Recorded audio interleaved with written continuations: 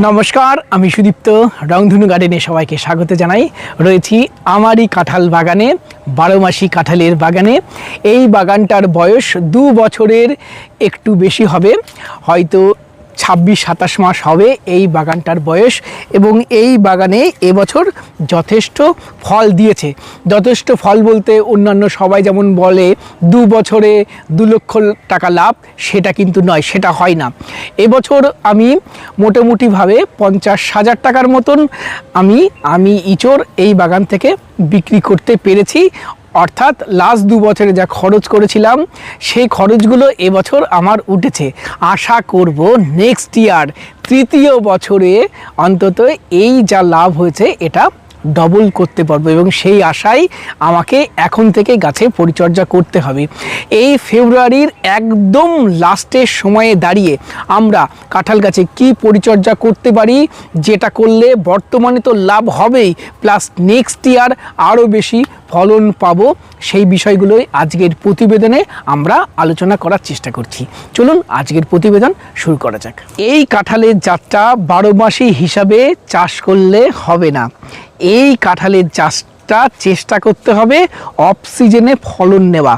বর্তমানে দেশি ইঁচড় কিন্তু ধরতে শুরু হয়ে গেছে, আর কিছুদিন পরে দেশি ইঁচড়ও কিন্তু মার্কেটে উঠে যাবে, ফলে ইঁচড়ের দাম কিন্তু অনেক কমবে।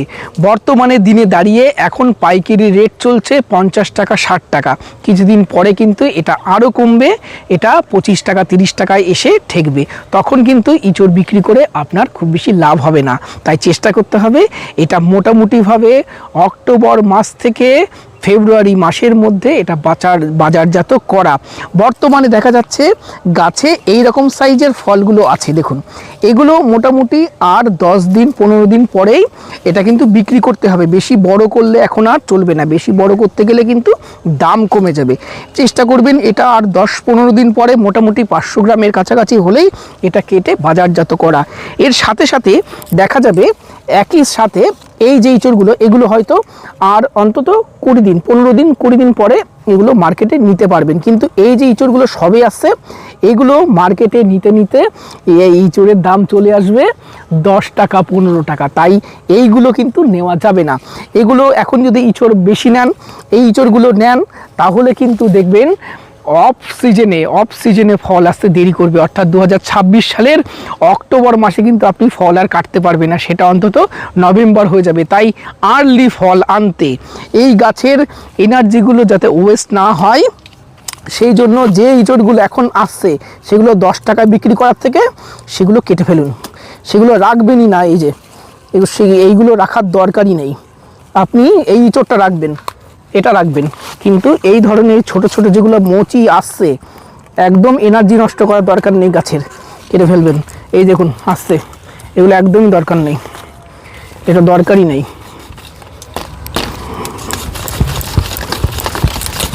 এই একদম কেটে ফেলুন, এই ধরনের ইঁচড় এখন আর রাখারই প্রয়োজন নেই।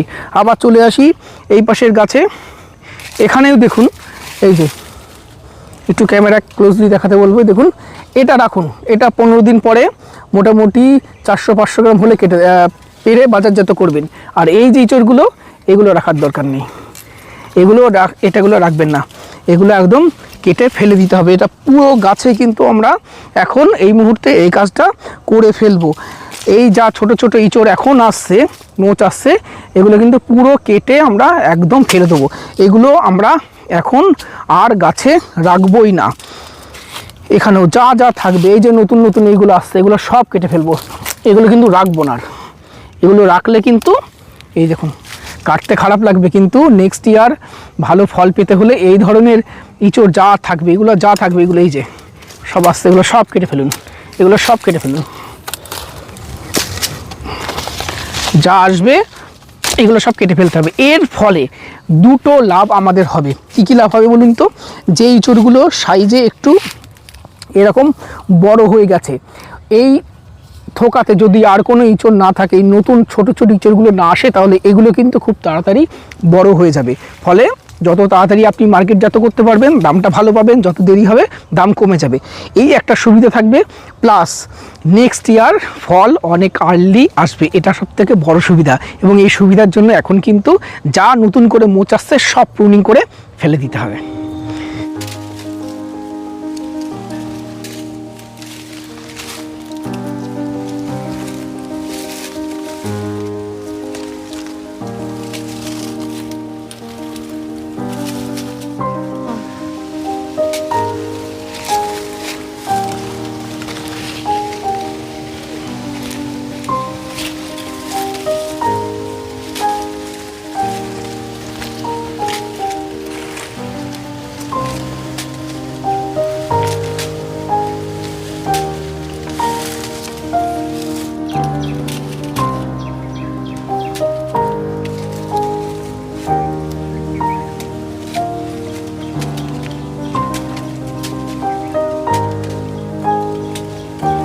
এরপরে দ্বিতীয় পরিচর্যার উদ্দেশ্য আমাদের থাকবে এই যে গাছে এই সাইজের যে ইঁচড়গুলো বর্তমানে রয়েছে, যেগুলোকে আমরা রাখছি এবং চেষ্টা করব তাড়াতাড়ি যাতে এগুলোকে মার্কেটজাত করা যায়, তাড়াতাড়ি বড় করা যায়। তার জন্য আমরা কি পরিচর্যা নেব? এখন আমরা একটা স্প্রে এক্ষুনি আমরা করে দেবো যাতে এই ইঁচড়গুলো খুব তাড়াতাড়ি গ্রোথ নিতে পারে। তবে ম্যাজিক নয় বন্ধুরা, আজকে আমি স্প্রে করছি আর কালকেই বড় হয়ে যাবে, এটা কোনো ম্যাজিক নয়। তবে আমরা চেষ্টা করতে পারি কিছু ফার্টিলাইজার এখন ব্যবহার করতে। এর জন্য আমরা কি করব, আমরা লিটারে 3 থেকে 4 গ্রাম 0-52-34 দেবো। লিটারে 3 থেকে 4 গ্রাম দেবো 0-52-34। এর সাথে একটা গ্রোথ প্রমোটার দেব, এটা ইসোবিয়ান সিনজেন্টা কোম্পানির, এটা লিটারে 1 ml দেব। এটা আমরা দিয়ে এই দুটো একসাথে মিক্সড করে আমরা গাছে প্রয়োগ করব যাতে এই ইঁচড়গুলোর গ্রোথ খুব তাড়াতাড়ি হয় এবং এগুলো আমরা খুব তাড়াতাড়ি মার্কেটজাত করতে পারি। এই স্প্রেটা আমরা এখন দিয়ে দেবো এবং এই স্প্রেটা অবশ্যই পড়ন্ত বিকালে দেবেন এবং শুধুমাত্র কাঁঠালে নয় সারা গাছেই আপনারা এই স্প্রেটা করে দেবেন।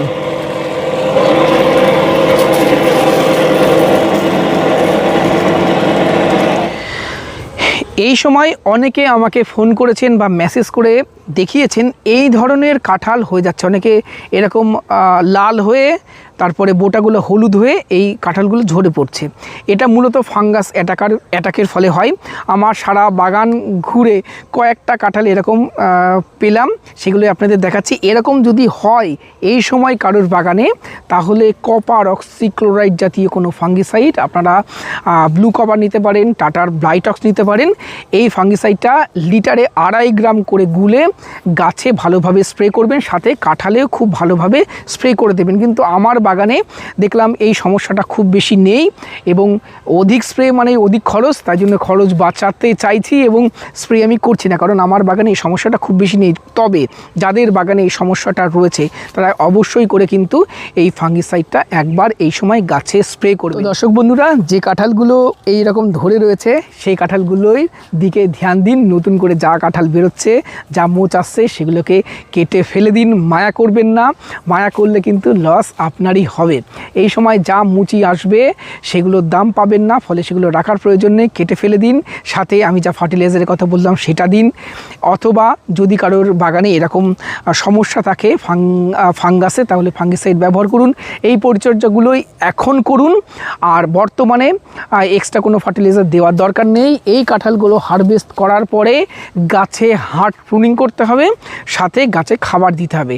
আমরা যখন করব নিশ্চয়ই ভিডিও করে আপনাদের সাথে শেয়ার করব কি কি পরিচর্যা আমরা সেই সময় নিচ্ছি। চ্যানেলে চোখ রাখুন, তাহলে নিশ্চয়ই জানতে পারবেন কি কি পরিচর্যা আমরা সেই সময় করব। আজকের ভিডিও আমরা এখানেই শেষ করছি। ভিডিওটি কেমন লাগলো কমেন্ট করে জানাবেন এবং নেক্সট পার্টের ভিডিওটা দেখতে হলে এখনই চ্যানেলটি সাবস্ক্রাইব করে আমাদের সাথে থাকুন। ভিডিওটি ভালো লাগলে একটি লাইক করবেন, নতুন হলে চ্যানেলটি সাবস্ক্রাইব করে আমাদের সাথে থাকবেন। নমস্কার, সবাই খুব ভালো থাকবেন, সুস্থ থাকবেন।